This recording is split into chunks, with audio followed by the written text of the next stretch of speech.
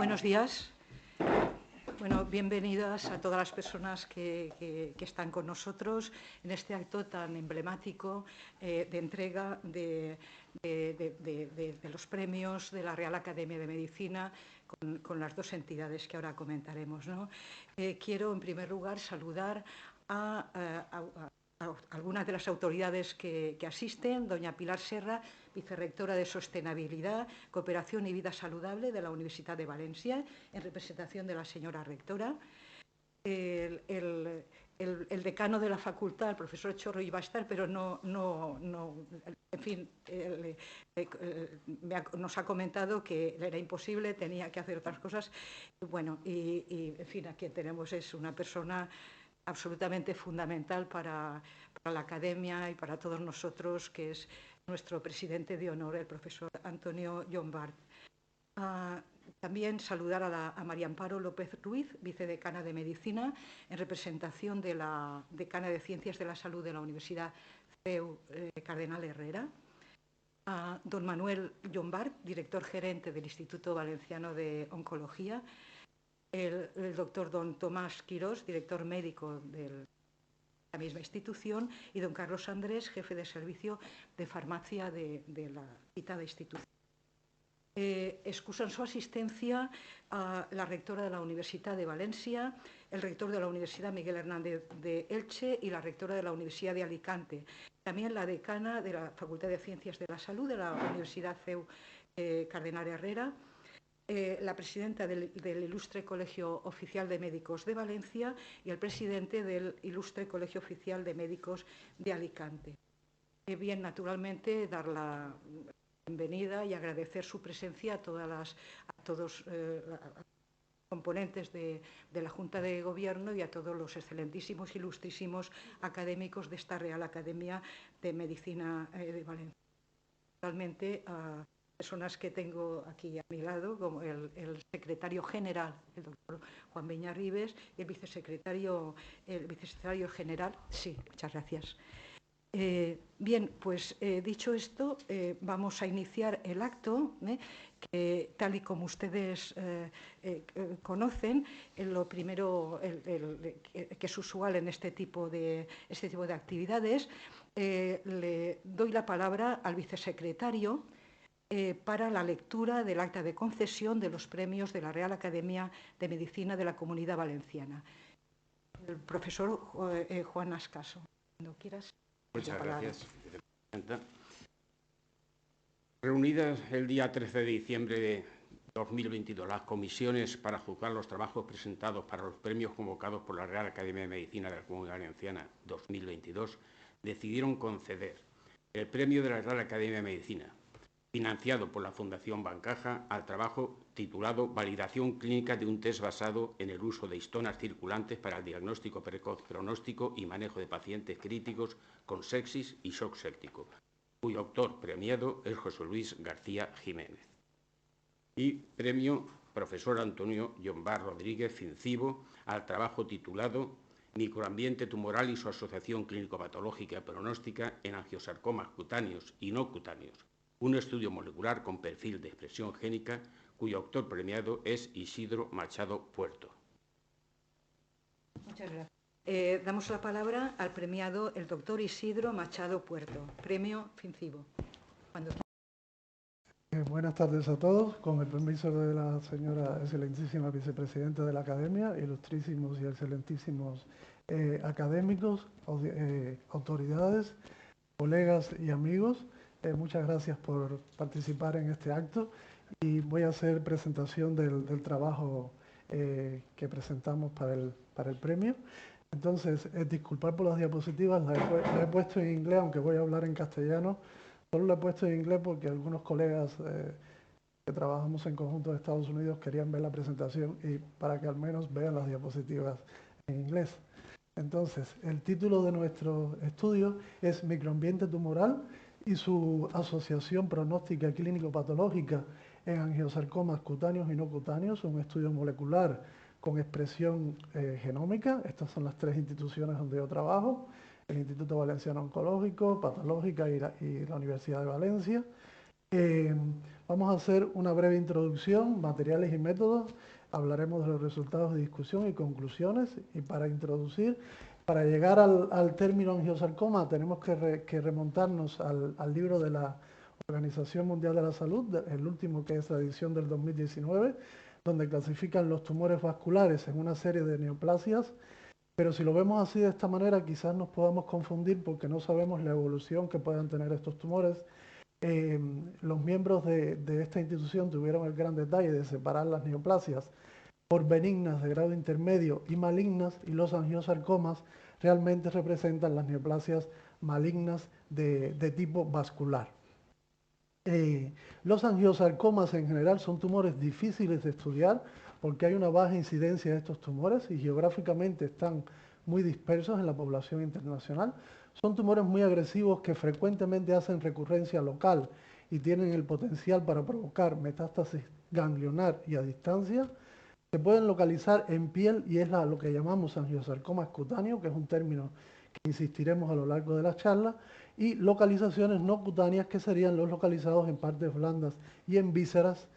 Estos tumores pueden ser primarios o secundarios. Los secundarios, sobre todo, son secundarios a posradiación, como este caso, que es un angiosarcoma por radiación en un carcinoma de mama, postsecundario al linfedema, que es el síndrome de Stewart-Treves en este paciente con una linfadenectomía que ha hecho un angiosarcoma de la mano, y una variante que se ve muy frecuente recientemente por la incidencia de la luz ultravioleta, que es el angiosarcoma de cabeza y cuello, que es el síndrome de Wilson-John.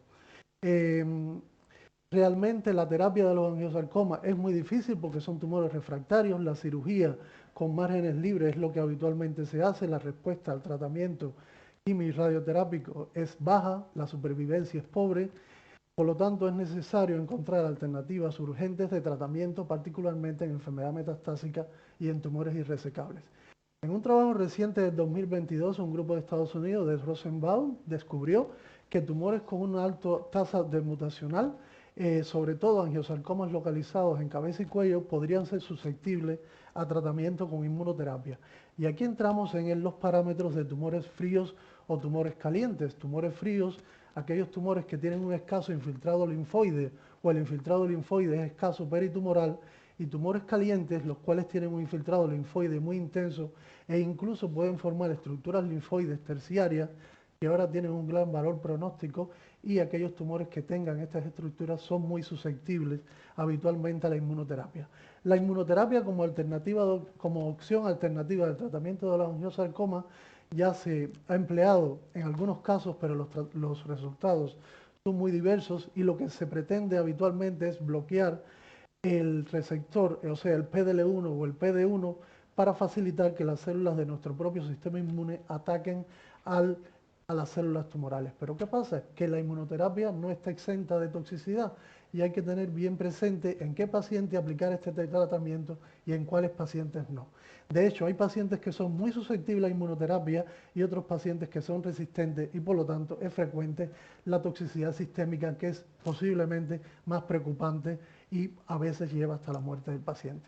Hay un trabajo relativamente reciente e interesante donde se vio que carcinomas de células escamosas mostraban un índice de mutación o carga mutacional alta, y en este gráfico vemos que son los tumores que tenían una tasa de respuesta terapéutica en inmunoterapia muy alta. Y es curioso porque los carcinomas escamosos, parecidos a los angiosarcomas, tienen una tasa de señalización genómica de radiación ultravioleta. Estos son casos del IVO, cortesía del doctor Javier Lavernia, que está aquí ahora, de pacientes tratados con inmunoterapia de carcinoma escamoso, que posterior a 4 y a 8 ciclos de un anti-PD1, fíjense cómo prácticamente ha desaparecido la neoplasia. De la misma manera, otro paciente con un carcinoma de células escamosas bastante avanzado, se le aplicó tratamiento con inmunoterapia y después de 13 ciclos prácticamente la lesión aparece.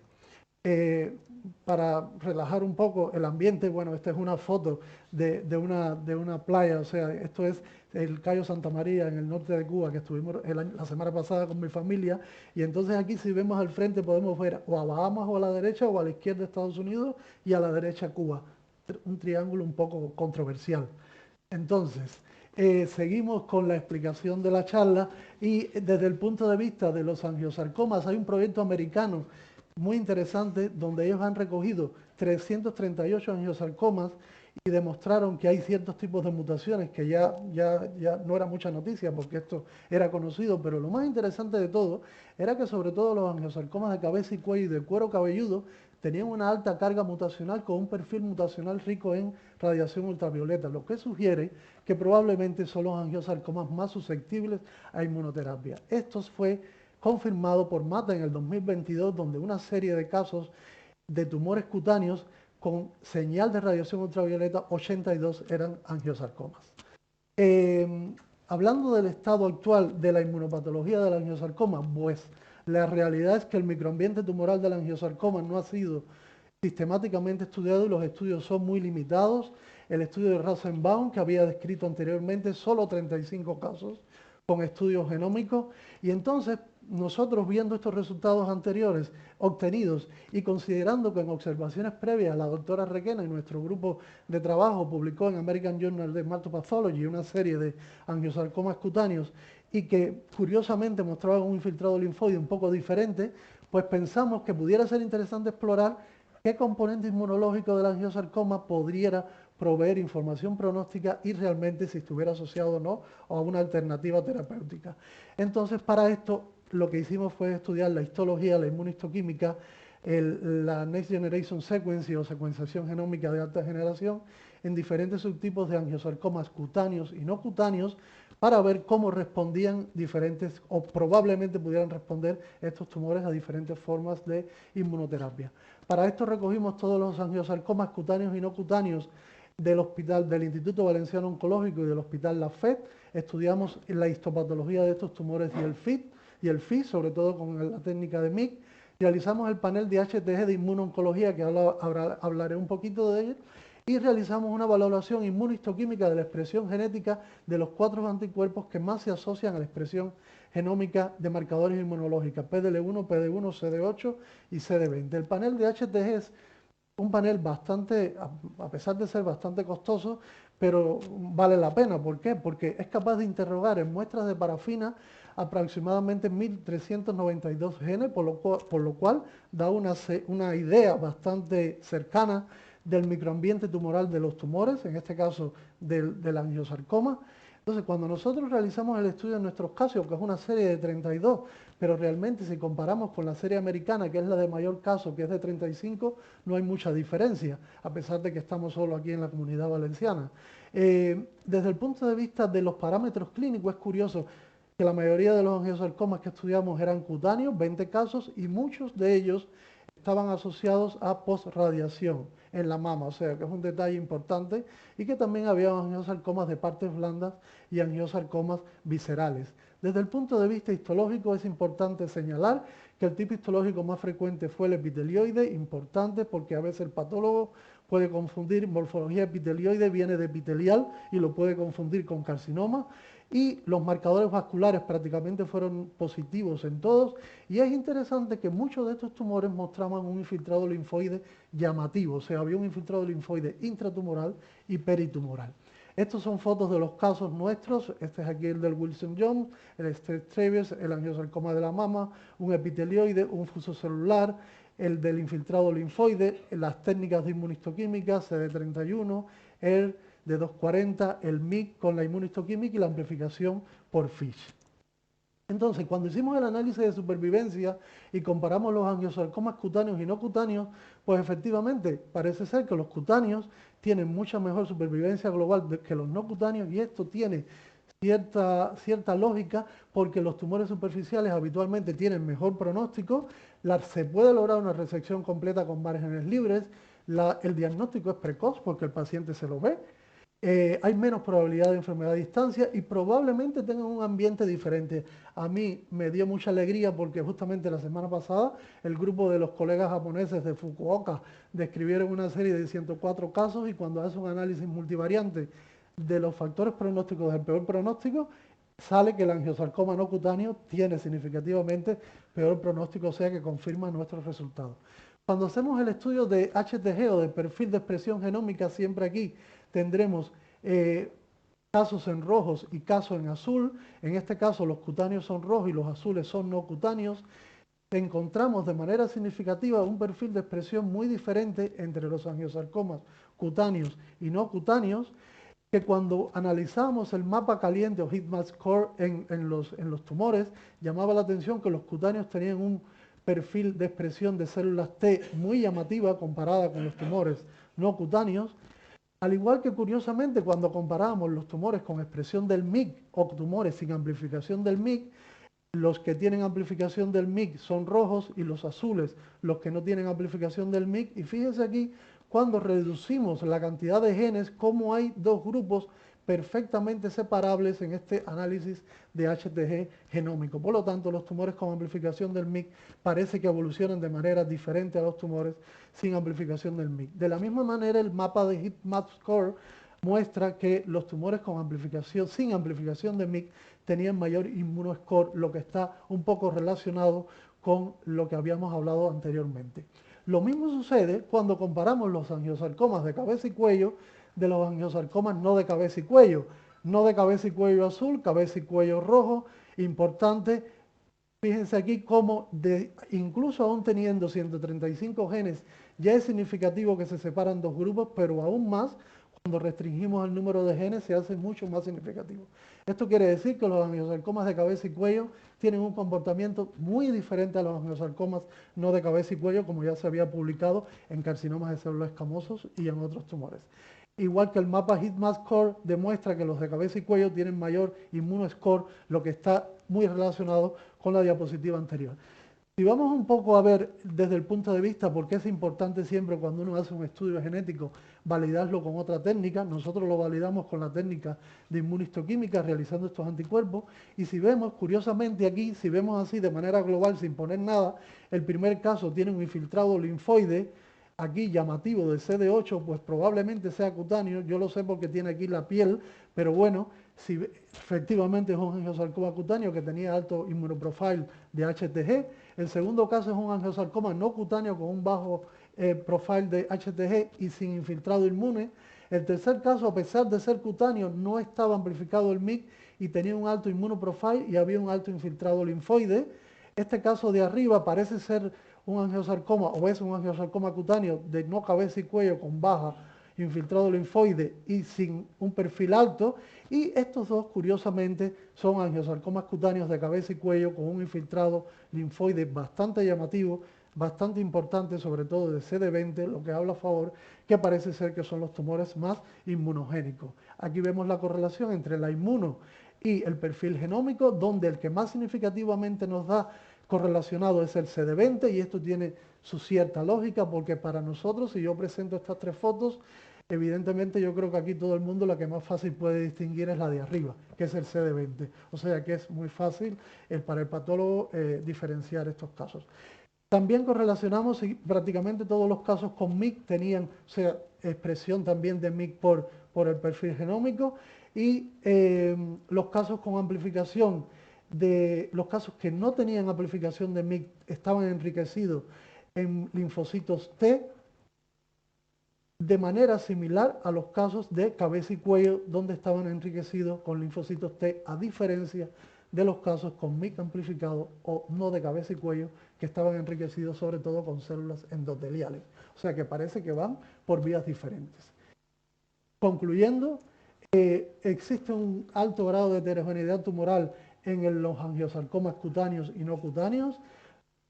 Los angiosarcomas cutáneos, los angiosarcomas sin amplificación de MYC y los angiosarcomas localizados en cabeza y cuello son los que son los subtipos, parece ser los subtipos más inmunogénicos y por lo tanto más susceptibles a la inmunoterapia.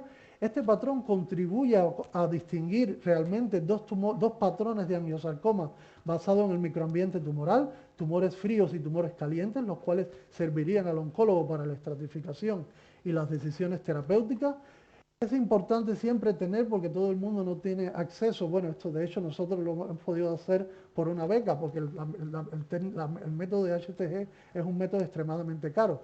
Por lo tanto, es importante tener una técnica de inmunistoquímica sustituta que permita determinar a cualquier nivel y en cualquier localización la presencia de tumores inmunogénicos o tumores susceptibles a inmunoterapia. Y por supuesto siempre es necesario realizar y confirmar todos estos análisis en series de mayor casuística para comprender la diferencia entre angiosarcomas de diferentes niveles. Y para esto ha surgido el proyecto Imperas, que Imperas, cuando uno lee la palabrita, le da la impresión de que es un imperio o que es imperativo o que puede ser un poco ofensiva la palabra, y es todo lo contrario. Realmente Impera significa impacto en la supervivencia y calidad de vida en la revisión centralizada del diagnóstico anatomopatológico del sarcoma, del cual el Instituto Valenciano Oncológico forma parte como centro revisor, y realizamos también sesiones educacionales internacionales, componentes de Estados Unidos, de América, de Europa, de países que jamás pensamos tener relación, como Australia, Nueva Zelanda e incluso China, que no solo se caracteriza por tener grandes tiendas, sino por también tener grandes avances en la comunidad científica. Entonces, para concluir, yo quería poner esta foto porque creo que cuando investigamos siempre nos encontramos rocas difíciles de atravesar, muy puntiagudas, que a veces son muy dolorosas, que nos bloquean, etcétera, etcétera, pero siempre encontramos el camino abierto, y este camino abierto siempre es de agradecer a todas las personas que han contribuido a esta investigación. Primero que todo, por supuesto, mi familia, por su apoyo incondicional, todos los autores y mis colegas y compañeros del Instituto Valenciano Oncológico, del Departamento de Biología Molecular, del Departamento de Patología, en especial a la doctora Julia Cruz, que si no fuera por ella, yo no sé dónde ahora mismo estuviera yo, porque por ella es que yo he venido aquí a Valencia, los patólogos del Hospital La Fe, en este caso el doctor Ginés, la doctora Mónica Espino, al profesor Antonio Llombar Bosch, que ha sido mi mentor, al cual le tengo mucho respeto y admiración, le deseo mucha salud, sobre todo para seguir investigando y seguir compartiendo casos difíciles y aprendiendo de él. Al FINCIBO, a la Real Academia de Medicina, por el premio que nos han otorgado y por hacernos miembros académicos correspondientes, lo cual es un enorme placer y orgullo para mí. Al Departamento de Patología de la Universidad de Valencia, de los cuales fueron mis inicios aquí en Valencia, a todos los miembros, el doctor Navarro, la doctora Noguera, a todos los miembros, la Consellería de Sanidad por ofrecernos la beca, y en especial a todos los pacientes por el consentimiento de participar en este estudio, que en realidad es para la mejoría en su tratamiento. Simplemente acabar en que este trabajo recientemente está impreso en American Journal of Clinical Pathology, que es una revista americana aparentemente buena, y que bueno, que nos agrada que lo hayan aceptado. Muchas gracias a todos por estar y nada, con eso concluyo.